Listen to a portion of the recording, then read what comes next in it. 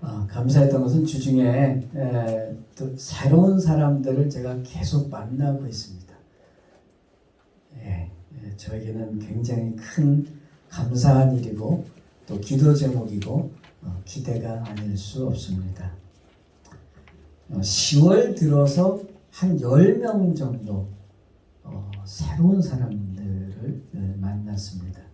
물론 탁구를 통해서 만나고 또 기타를 통해서 만나고 하는데 코로나가 끝나니까 그리고 지난번 무슨 희망음악회 뭐 이런 데 이렇게 하니까 또 그것을 통해서 이렇게 온 분들이 있는데 여기 아파트에 계신 분도 한 2분 정도 되고 그래서 또 기도하고 있습니다. 감사하며 또 여러분들도 함께 기도해 주시면 감사하겠습니다. 우리 성도님들의 개인과 가정과 삶의 모든 현장에 이 복음의 능력이 나타나서 물 위로 걸으며 감사가 풍성한 하루하루 되시기를 주님의 이름으로 축복합니다. 오늘 주일학교를 시작하는데 아이들이 별로 힘이 없더라고요. 근데 아침 다 드셨어요? 우리 주일학교 총무님이 그것부터 물어보시더라고요.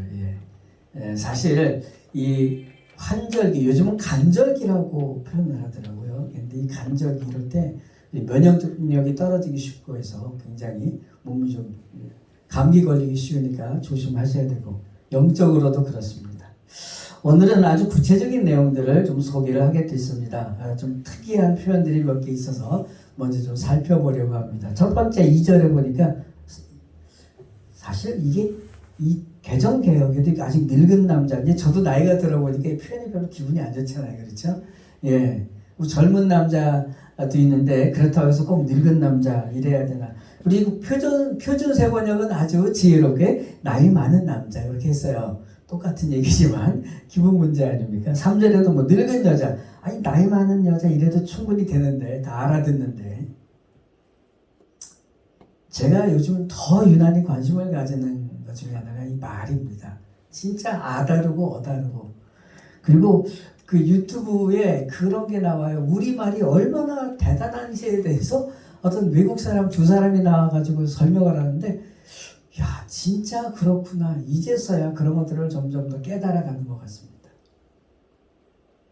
진짜 말 한마디 한마디가 너무나 조심스럽기도 하고 또 중요하기도 하고 말로 상처를 주기도 하고 위로를 받기도 하고 참 다양한 것 같습니다.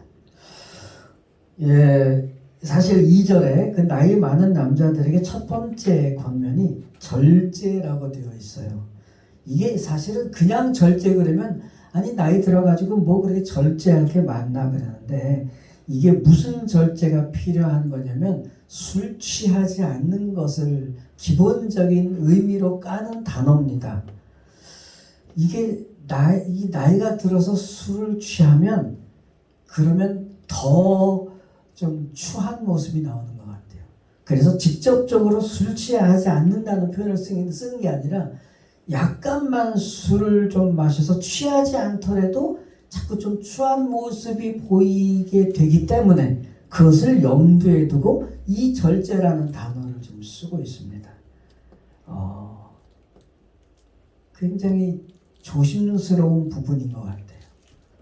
그러니까 나이가 들면서 이제 뭐 죄송합니다만은 저보다 나이가 조금 많으신 분이 좀 계시긴 한데 대부분 또 이렇게 저보다 나이가 어리신 분들이 많으니까 이 나이가 많이 든다는 것에 참 많은 신경을 쓰게 되더라고요. 예전에 뭐 빗질을 좀 덜 하던 것도 좀 더 해야 되는 것 같고 그리고 전 얼굴에 뭐 바르는 거 이런 걸 잘 못하는데 조금 그래도 또 발라야 되는 것 같고 막 그런 생각들을 하게 되니까 이것도 처음 사는 인생이라서 또 첫 걸음을 내딛는구나 그런 생각을 하게 됩니다. 그래서 성경에는 나이 많은 남자분들이 좀 이렇게 절제하는, 다시 말해서 정신을 똑바로 차리고 이렇게 사는 게 굉장히 중요하게 설명되는 것 같습니다. 그런데 3절에는요 대놓고 나와 있어요. 나이 많은 여자분들에게 많은 술의 종이 되지 아니하며. 어떻습니까? 성경이 이렇게 말할 줄 몰랐어요. 아니 나이가 많이 드신 드신 여자분들이 무슨 많은 술의 종이 될 정도로 무슨 얘기예요? 알코올 중독이라는 얘기죠. 지금 표현으로는. 예, 근데 우리나라 같은 경우에 알코올 중독은 보통 나이 많이 드신 여자분들이 권사님 아니잖아요, 그죠? 예, 그냥 뭐 조금씩 드시는 분들은 있는데, 예, 이게 어떻게 된 걸까? 상황을 생각해 보면 좀 부유한 사람들이. 그 당시에 부유하지 않으면 그렇게 막 알코올 중독될 정도로 나이 드신 할머니들이 그럴 수가 없어요. 그러니까 교회 안에서도 좀 괜찮게 사는 분들이 오히려 알코올 중독이 되고 막 이렇게 되는 것들에 대해서 굉장히 바울은 신경을 많이 쓰고 있었습니다. 하여튼 술이라는 건 남녀 공용 모두에게 참 많은 실수를 하게 만드는 부분입니다. 우리 동네 어느 마트에 그 마트 안에 빵 코너가 있었는데 그게 없어지고 어느 날 갑자기 와인 코너로 바뀌었어요. 그 빵집 단팥빵이 맛있었는데. 하여튼 예, 뭐 이런 내용들이 계속해서 나옵니다. 예, 하나하나 여러분들이 이게 하나하나 살펴보면 참 그냥 흘려 넘어가다가도 이런 것도 있네라고 생각하는 것들이 의외로 많이 있는 것 같습니다. 9절에 보면은요, 종들에 관한 얘기인데 뭐 거슬러 말하지 말라고. 그러면은 이 종들은요, 물론 굉장히 극단적인 노예들도 있지만 지금으로 따지면 직장 생활하는 사람들도 여기에 포함이 됩니다. 굉장히 넓은 의미예요. 그러면 상사들한테 뭐 말 한마디 못하나. 성경이 이렇게 말하면 우리는 또 철저하게 지켜야 된다는 믿음과 생각을 갖잖아요. 그런데 이게 참 어려운 문제예요. 그래서 사실은 이런 것들을 우리는 어떻게 접근을 해야 되는가. 이런 것도 굉장히 중요한 부분입니다. 근데 이게 실제로 이렇게 그대로 문자 그대로 우리는 지켜야 되나? 그러므로 이 말씀을 근거로 해서 우리는 뭐 직장을 다니든 어디에서든지 상사들에게 아무 말도 하지 말아야 된다. 이거 아닌 거 아시죠?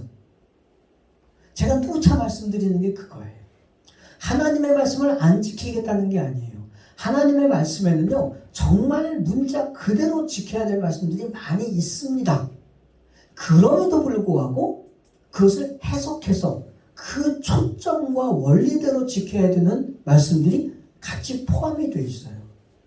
이것을 생각하는 것이 우리가 성경을 읽는데 굉장히 중요한 부분입니다. 또 5절에는 젊은 여자들아 자기 남편에게 복종을 해라. 뭐 남편 얘기는 안 나오고 이런 것만 나오거나. 그래서 뭐 이런 거 생각해가지고선 우리 박 집사님이 집에 가서 김 집사님한테 야 복종해. 박 집사님이 한 번밖에 안 계시나. 예, 그러면 잘못하면 뭐 밥도 못 얻어 먹을 수도 있어요, 그렇죠? 예. 사실은 성경적인 것이란 문맥이 더 중요합니다. 그래서 우리가 자꾸 읽어보고 묵상을 해야죠. 또 사실 제가 말씀을 드립니다. 제가 좀 감당이 잘 안 돼가지고 요즘 성경 읽으시고 묵상하시고 성경 공부하는 것에 대해서 좀 주춤하고 있는데 연말이 됐습니다. 이제 올해 성경 좀 덜 읽은 거 있으면 좀 더 읽어보시고 한 권이라도 더 붙잡고 한번 묵상을 해보시고 또 그런 기회가 되시면 좋겠습니다. 오늘 이런 구체적인 상황들에 대해서 말씀을 드리는데 사실 이 구체적인 모든 내용들에는요 초점이 하나가 있습니다. 초점이 있습니다. 이 초점이 무엇인가? 이것이 바로 왜 이렇게 해야 되냐면 얘기입니다. 왜 이렇게 해야 되냐면 그게 오늘 본문 중에 세 군데에 나옵니다. 첫 번째로는요 5절 끝부분에 이는 하나님의 말씀이 비방을 받지 않게 하려 합니다. 하나님의 말씀이 비방받지 않도록. 두 번째로는 8절 이는 대적하는 자로 부끄러워 우리를 악하다 할 것이 없게 하려 합니다. 사실 이 초대교회 교회 안에는요 늘 이렇게 서로 부딪히는 사람들이 많이 있었어요.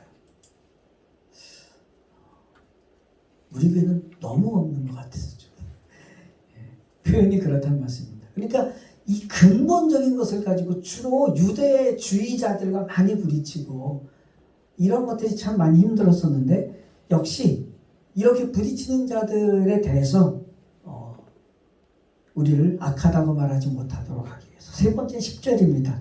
이는 범사에 우리 구주 하나님의 교훈을 빛나게 하려 합니다. 역시 하나님의 말씀이 그 삶을 보니까 아름답고 빛나고 이런 것들에 대해서, 이런 것들을 목적으로 이런 많은 구체적인 내용들이 나옵니다. 그러니까 한마디로 말하면 예수 믿는 사람 왜 저래? 이런 소리 안 듣도록. 게다가 뭐 흠잡을 데가 없는 이렇게까지 가야 된다는 얘기인데, 이게 어떻게 가능하겠습니까? 늘 말씀드립니다. 구약에 나와 있는 계명보다 신약에 나와 있는 예수님의 말씀이나 이런 그 규례들이 훨씬 더 어렵죠. 이건 도저히 불가능한 겁니다. 구약에서는 조금 해볼 시도도 하게 되는데, 신약에 있는 것들은 이거는 하다가 지치게 돼 있어요. 어떻게 하죠? 성령 충만입니다. 성령 충만이 아니면 이거는 그냥 적당하게 선을 그어서 여기까지만 하지 이렇게밖에 안 되는 것이 신약에 나와 있는 그 많은 규례들입니다. 그런데 오늘 이 성령 충만에 대해서 또 하나 굉장히 중요한 설명이 들어있습니다. 오늘 본문은요, 사실 11절부터 이렇게 단락이 나뉘어지는데 11절에 이렇게 표현이 됩니다. 모든 사람에게 구원을 주시는 하나님의 은혜가 나타나니까 하나님의 구원의 은혜가 나타난 모든 사람들에게, 그리고 12절로 연결이 됩니다. 우리를 양육하시는 겁니다. 구원받은 자들은 하나님께 양육을 받아요. 교육이라고도 표현할 수 있고 양육이라고도 표현할 수 있습니다. 하나님께서 계속 키워주시는 거죠. 자, 구원받았지? 이제부터 양육을 받아야 돼. 교육을 받아야 돼. 당연하죠. 아이가 태어났는데 제가 계속 아주 여러분들이 귀에 못이 박히도록 말씀을 드립니다. 성장하지 않으면 굉장히 심각해요. 요즘에는 키가 좀 잘 안 자라는 것도 굉장히 걱정하는 부모들이 많이 있는데 이해가 됩니다. 그러나 그거보다 더 중요한 것은 영적으로 성장하지 않는 거죠. 하나님의 교육, 하나님의 양육하시는 그 내용들이 나옵니다. 경건하지 않음과 이 세상의 정욕, 이런 것들에 대해서 반대하도록 하나님께서는 교육시키십니다. 경건하지 않는다는 것은 가장 대표적인 것이 하나님 앞에 서서입니다. 하나님 앞에 서서는 두 가지로 보통 많이 나타나요. 하나는 예배를 드리는 것, 또 하나는 우리의 삶을 하나님 앞에서의 삶처럼 사는 것. 이런 것들을 금하는 자들이 있습니다. 이런 것들을 막는 이 세상에 원리들이 있어요. 그것을 배격하는 겁니다. 또 하나는 더 나아가서 이 세상적인 욕심들, 결국 성경적인 가치관 얘기입니다. 그러니까 하나님을 인정하지 않고 이 세상에 욕심을 부리는 것, 이런 것들을 하지 말라고 하나님께서 교육을 시키시는 겁니다. 이게 믿음 성장의 가장 중요한 핵심인 거죠. 그리고 그런 거는 이제는 노 한 다음에 어떻게 살아야 돼요? 12절입니다.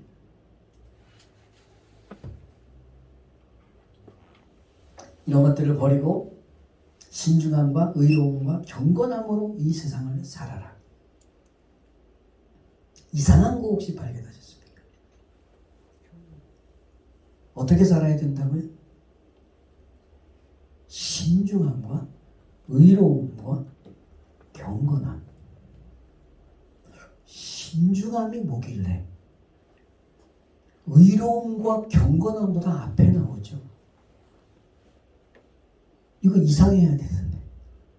신중함이 그렇게 중요한가? 이 단어를 우리는 성경에서 그렇게 눈여겨보지 않았었어요. 이 기본적인 뜻은요, 정신을 차려서 사려 깊은 그런 모습을, 그러니까 술 취함과 반대되는 그런 깊은 생각, 이런 쪽의 의미입니다. 이게 사실은요, 앞에서 나왔었어요. 2절을 보세요. 2절을 보시면 절제하며 경건하며 신중하며. 그러니까 우리는 그냥 좀 사람 좀 진중하게 살아야 되나 보다. 사실 이렇게 처음에 생각할 수 있어요. 그런데 이것이 5절에도 또 나와요. 젊은 여자들은 신중하며 이거는 젊은 여자들에 관한 말씀이에요. 그리고 6절에도 나와요. 젊은 남자들은 신중하도록 권면합니다. 그러면 여기 누가 빠졌죠? 나이 든 여자들 빠졌죠? 네. 빠지는 게 아니라 사실은요, 젊은 여자들을 저렇게 가르쳐야 되는 게 나이 든 여자분들입니다. 그러니까 당연하게 들어가는 거예요. 그러니까 본문에서는요, 바울이 모든 사람들을 다 공통적으로 집어넣고 있는 단어가 하나 있어요. 신중함이에요. 성령 충만이라는 것은 기본적으로 열정적인 겁니다. 하나님 앞에 열심을 내고, 그래서 그 받은 은사가 있고, 그 은사들이 나타날 때 막 정말 막 할렐루야고 막 기쁨도 넘치고, 이런 우리 몸에 이런 반응도 나타나고, 그런 것들이 굉장히 큰 특징이죠. 정말 중요합니다. 그런데 그게 전부다는 아니죠. 그건 상당히 감정적인 면이 크죠. 그 성령 충만함이 우리의 지성으로도 가야 되고, 그 성령 충만이 우리의 삶에서 의지로도 나타나야 되죠. 이 세 가지가 다 나타나야 더 온전한 성령 충만함이 되겠죠. 근데 오늘 본문에서 바울이 말하는, 설명하는 성령 충만함은 바로 신중함인 것 같아요. 오늘 나와 있는 그 자세한 내용들을 우리는 다 지킬 수가 없어요. 그런데 성령 충만함으로 어떻게? 그 중에 여러 가지 설명들이 있을 수 있지만, 가장 대표적인 것, 모든 연령대에 다 해당되는 이 단어, 신중함. 이 신중함으로 믿음 생활을 권면하는 겁니다. 오늘 새로운 단어의 그 의미를 좀 이렇게 폭을 넓히고 확인을 하시면 참 좋을 것 같습니다. 신중함. 술 취함과 정반대되는 의미입니다. 깊이 생각해서 사려 깊게 이렇게 살펴보고 관찰하고 생각하고 이런 것들이죠.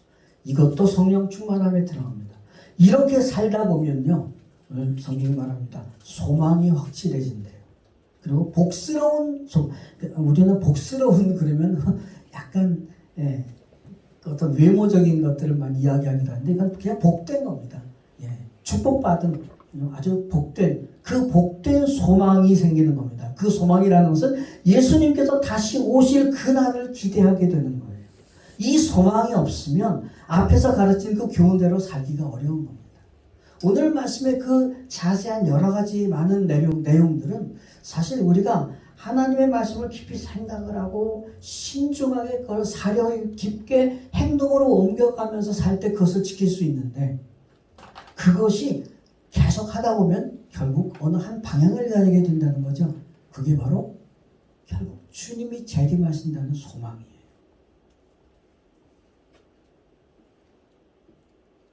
언제쯤 오실지 모르겠는데 아직은 시간이 덜 된 것 같긴 해요. 그렇죠. 아마도 대부분 우리가 먼저 죽을 것 같아요. 그렇죠. 주님 오실 때보다. 그러나 우리는 방심할 수는 없습니다.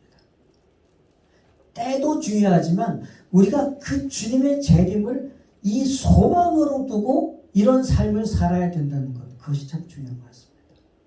그 소망이 있어야 때로는 참아야 될 때 참을 수 있고, 때로는 자존심 상할 때 그 자존심을 버릴 수도 있고, 때로는 하나님께서 왜 이렇게 하실까 막 속상하고. 저만 그런 거 아니죠? 왜 하나님은 이렇게 좀 잘 안 해주실까?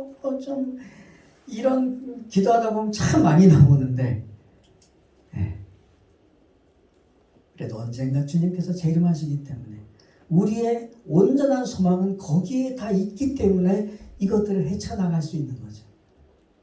그러나 소망은 하나의 목표고 방향이에요. 구체적으로 삶의 현장에서 이것들을 이겨나가는 오늘 본문이 이야기하는 또 하나의 방법은 성령 충만함, 신중함으로 나타나는 것 같습니다. 그래서 우리는 신중해야 하죠. 말씀을 묵상하고 하나님은 무엇을 지금 말씀하고 계시나? 어떤 것을 기뻐하고 계시나? 그리고 그 재림하실 예수님 그 소망의 뿌리에는요, 언제든지 14절이 있는 겁니다. 14절 말씀을 볼까요? 예수님의 십자가죠. 우리를 모든 불법에서부터 건져주시고 계속해서 우리를 깨끗하게 해주시는 그 주님, 그 주님이 재림하시기 때문에 거기에 우리의 모든 소망이 담겨있게 됩니다. 그래서 12절 끝에는요, 오늘 굉장히 바쁘게 돌아갑니다.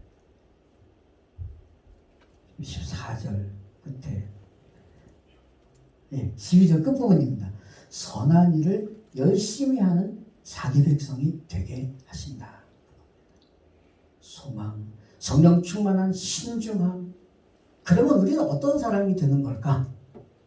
여기 많은 규례들을 우리가 내 힘으로 하나하나 지키는 것도 아니지만, 그러나 그렇게 했을 때 우리는 하나님께서 너는 이런 사람이구나 라고 말씀하실 때 선한 일을 열심히 하는 자기 백성이 됩니다.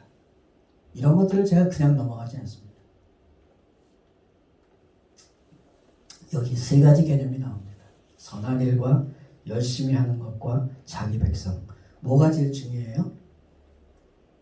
손가락으로 1, 2, 3 꼽아보시면 1번 제일 중요하다. 2번 손 들지 마세요. 틀리면 좀 창피하고 그러니까. 3번 자기 백성. 어떤 게 제일 중요하다고 생각하십니까? 3번이요.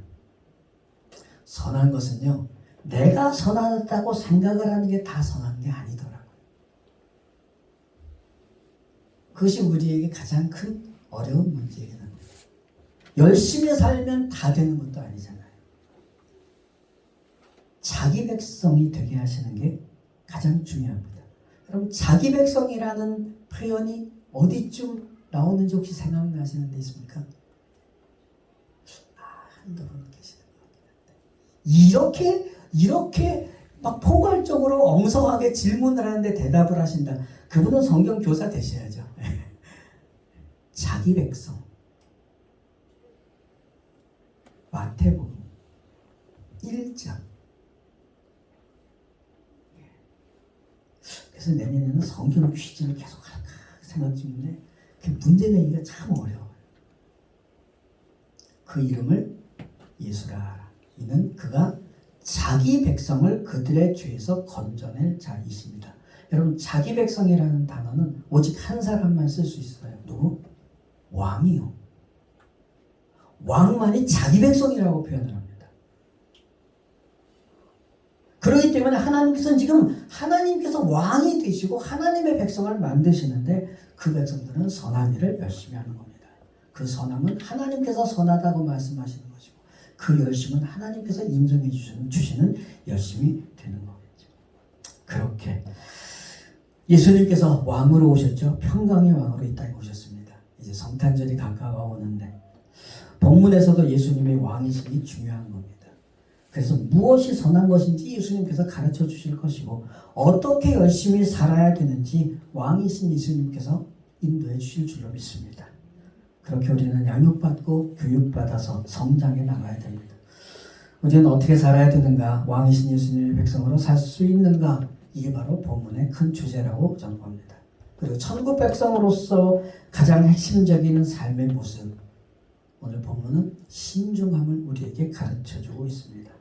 예수님을 많이 생각하고 깊이 묵상하는 그런 신중한 삶. 예수님의 재림과 그 천국의 소망을 두고 이 세상의 욕심과 세상적인 것들에 소망을 두지 않는 삶. 이거는 믿지 않는 사람들은 절대로 못하잖아요. 그렇죠? 믿는 사람이라면 믿음이 좀 없어도 할 수 있어요. 그런데 믿지 않는 사람은 죄송합니다. 전문 용어가 나와서 절대로 못하잖아요. 그래서 나는 내가 봐도 믿음도 별로 없고 시원치 않은 것 같지만 하나님께서는 믿는 우리에게 소망을 두고 계시는 줄로 믿습니다. 그래서 이러한 신중한 삶으로 주님을 닮아가는 제자의 삶을 살고 그래서 물 위로 걷는 삶으로 날마다 주님과 동행하시길 주님의 이름으로 축복합니다. 오늘 말씀 중에 주님께서 내게 주시는 말씀이라고 생각되면 붙잡고 한 1분 정도 묵상하고 기도하겠습니다.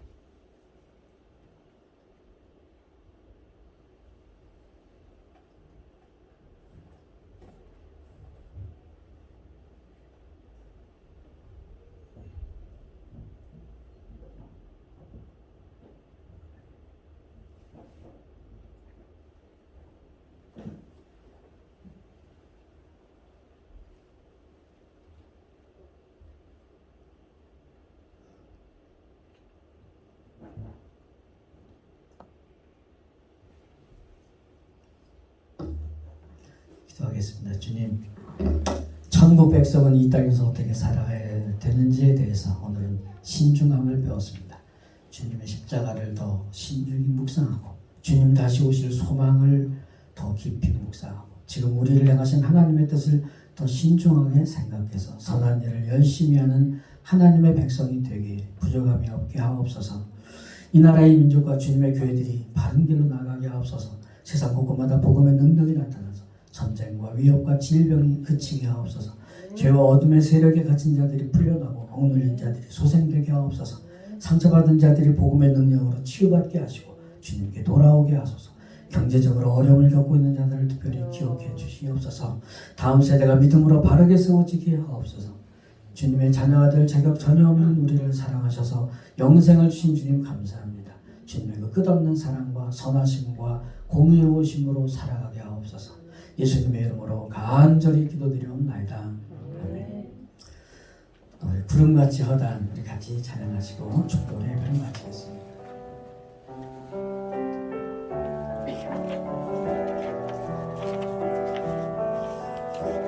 구름같이 허다한 예수의 증인들이 있으니 모든 무거운 짐 얽매이기 쉬운 죄를 벗어버리라.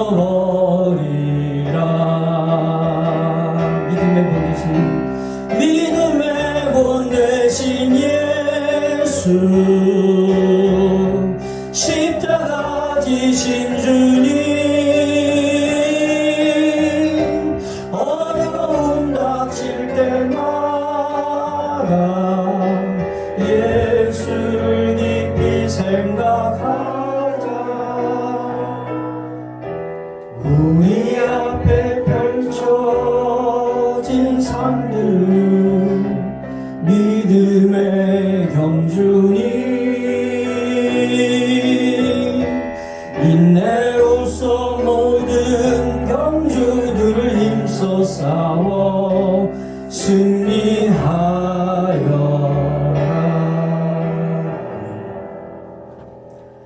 지금은 우리를 구원하시기 위해 이 죄악된 세상에 오신 우리 주 예수님의 그 놀라우신 은혜와 아들을 세상에 보내시기까지 우리를 사랑하시는 하나님 아버지의 그 끝없는 사랑과 성령님의 감동감과 교통 충만하심이 오늘 주일 아침에 함께 모인 자리와 각 가정과 처소와 주님께 예배한 모든 심령들, 우리 교회 소속된 모든 성도들, 가족과 권속들 머리머리 위에 그리고 이 나라와 민족 위에 지금으로부터 영원토록 함께 계실지어다.